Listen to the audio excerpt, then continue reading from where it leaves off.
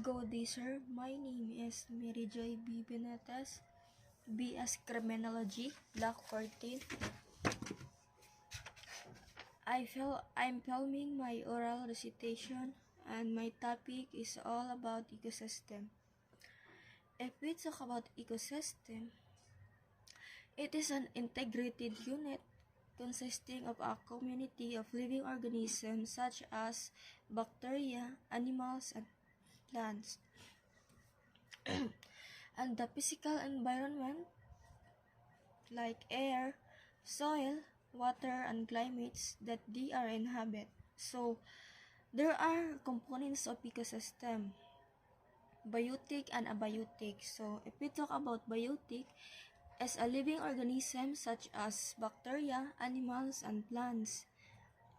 And abiotic, it is a non-living organism such as air, soil, water, and climates. Ecosystem can be identified at different scales.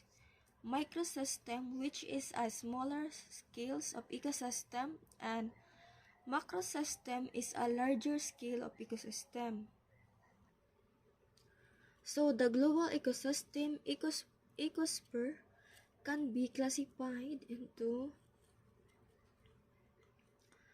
geosphere and biosphere. If we talk about geosphere, it consists of all the Earth physical features like oceans and lands. And then, if we talk about biosphere, it consists of all the biological organisms living on the Earth, and the and the and the term ecosystem was first coined in 1935 by A.G. Tansley.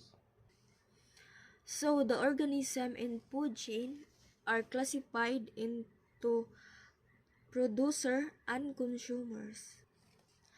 Food chain is the sequence in which energy and nutrients pass through the system.